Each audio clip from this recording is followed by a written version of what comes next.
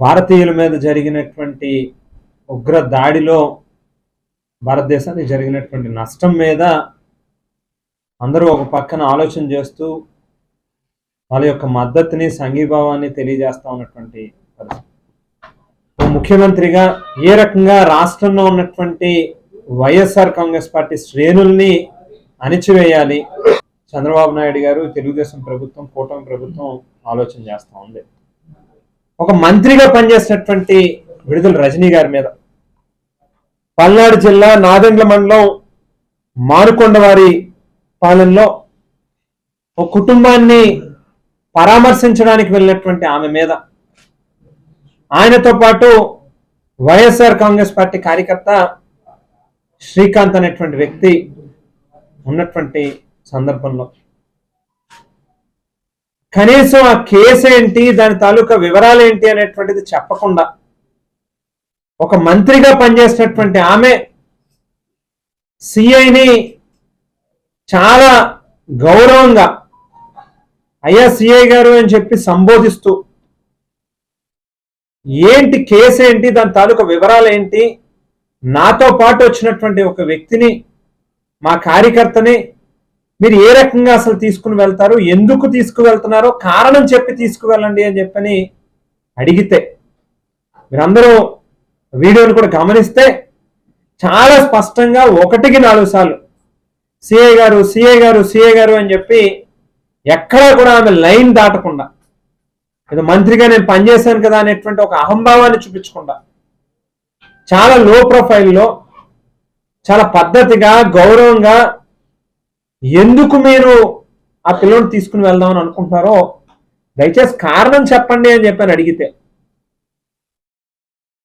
CI అక్కడ ప్రవర్తించినటువంటి తీరు బహుశా యావత్ పోలీస్ వ్యవస్థ మొత్తం కూడా తలదించుకుని సిగ్గుపడాల్సినటువంటి పరిస్థితి.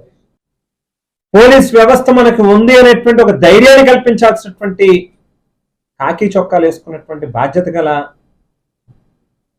వ్యవస్థల్ని వేళ భ్రష్టు పట్టించి వాళ్ళ సొంత కక్షల్ని, వాళ్ళ తాలూకా ఎజెండాల్ని అమలుపరచడం కోసం ఏదైతే ఇవాళ తెలుగుదేశం పార్టీ వాళ్ళు, ఈ కూటమి ప్రభుత్వ నాయకులు వ్యవహరిస్తా ఉన్నటువంటి తీరు ఏమాత్రం కూడా సహించదగినది కాదు అనేటువంటిది ఖచ్చితంగా ప్రజలు కూడా గమనిస్తా ఉన్నారు.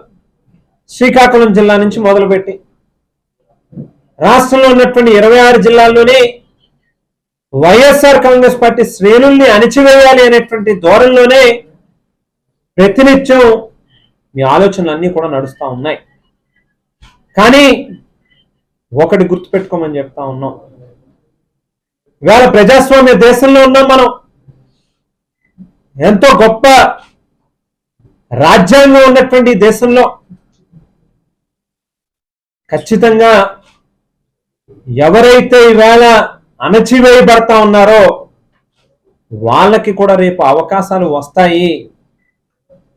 ఆ రోజు ఏదైతే చట్ట వ్యతిరేక కార్యక్రమాలకు పాల్పడతా ఉన్నటువంటి ప్రభుత్వంలో ఉన్నటువంటి పెద్దలు కానీ, పోలీస్ వ్యవస్థలో ఉన్నటువంటి అధికారులు కానీ చట్ట పరిధిలో ఇబ్బంది పడేటటువంటి పరిస్థితి వస్తుంది అనేటువంటి విషయాన్ని దయచేసి గుర్తెరిగితే బాగుంటుందనేటువంటి హెచ్చరికని ఇవాళ ఈ ప్రభుత్వంలో ఉన్నటువంటి పెద్దలకు కానీ, పోలీసులకు కానీ స్పష్టంగా చెప్తా ఉన్నాం.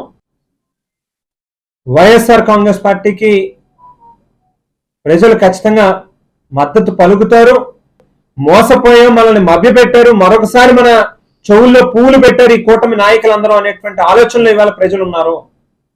రేపు ఎప్పుడు ఎన్నికలు జరిగినా ఖచ్చితంగా వైఎస్ఆర్ కాంగ్రెస్ పార్టీకి మరోసారి పట్టం కట్టడానికి ప్రజలు సిద్ధంగా ఉన్నారు. ఆ రోజు పూర్తిగా ఇంకా ప్రభుత్వం ఏర్పడకుండానే కౌంటింగ్ మొదలైన వెంటనే మీకు జరగాల్సినటువంటి శాస్తి జరుగుతుందనేటువంటి విషయాన్ని గుర్తుపెట్టుకోమని చెప్పి కూడా ఈ సందర్భంగా తెలియజేస్తా ఉన్నాం. మీరు కాకి చొక్కా వేసుకోగానే మీరేదో పెద్ద సుప్రీం లాగా మీరు ఏం చెప్తే అది నడవాలన్నట్టుగా కారులోంచి ఓ మంత్రిగా పనిచేసినటువంటి వ్యక్తిని ఆడవాళ్ళని చెప్పి కూడా చూడకుండా చేయి పట్టుకుని బయటికి లాగేటటువంటి కార్యక్రమం, కారు డోర్ని పెట్టి ఆమెని కొట్టేటటువంటి కార్యక్రమం చేస్తే చూస్తూ ఊరుకుంటారేమో అని చెప్పి బహుశా మీరు అనుకుంటున్నారేమో.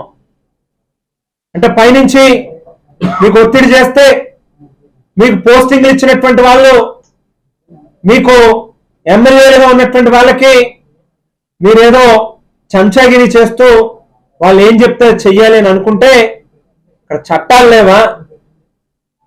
ప్రజాస్వామ్యం కాదా ఇది? మీ పరిధిలో లోబడి పనిచేయాలనేటువంటి విషయం మీ ట్రైనింగ్ లో మీరు నేర్చుకోలేదా? ఏం చూసేవాళ్ళు మీరు పైకి ఎగరపడతా ఉన్నారు? మీ పరిధిని దాటి మీరు వ్యవహరిస్తా ఉన్నారు. ఖచ్చితంగా వీటన్నిటికీ కూడా జవాబు చెప్పాల్సినటువంటి పరిస్థితుల్లో రేపు మీరు ఉంటారు అనేటువంటి విషయాన్ని గుర్తుపెట్టుకోండి. మీరు ఏదైతే ఈవేళ కొత్త సంస్కృతికి సాంప్రదాయానికి తెరలేపారో, ఎప్పుడో 2 ఏళ్ల క్రితం 3 ఏళ్ల క్రితం ఉన్నవి లేనివి కట్టుకథలు అల్లి మరి ఒక ఫాల్స్ కేసులను పెట్టి వేళ వైఎస్ఆర్ కాంగ్రెస్ పార్టీ నాయకుల్ని శ్రేణుల్ని ఇబ్బందులకు గురి చేయాలి, కేసులు పెట్టాలి, జైళ్లలో పెట్టాలి అనేటువంటి ఆలోచన చేస్తా ఉన్నారో, రేపు ఖచ్చితంగా మీరు మొదలుపెట్టినటువంటి ఈ సంస్కృతి రేపు మీకే చుట్టుకుంటుంది అనేటువంటి విషయాన్ని కూడా ఈ సందర్భంగా తెలియజేస్తూ, ఆ కీచకుడిని, ఆ సర్కిల్ ఇన్స్పెక్టర్ని, ఆ సుబ్రాయుడిని ఇమ్మీడియట్ గా తన యొక్క డ్యూటీల నుంచి సస్పెండ్ చేయాలి. తక్షణమే మీరు పెడతా ఉన్నటువంటి ఫాల్స్ కేసుల్ని వెనక్కి తీసుకోవాల్సినటువంటి అవసరం ఉంది. ఒక బలహీన వర్గాలకు సంబంధించినటువంటి మహిళ మీద మీ ప్రభుత్వంలో ఉన్నటువంటి అధికారి చేసినటువంటి ఒక దాష్టికం మీద మీరు ప్రభుత్వం తరపున క్షమాపణ చెప్పాలి అని చెప్పి డిమాండ్ చేస్తా ఉన్నాం.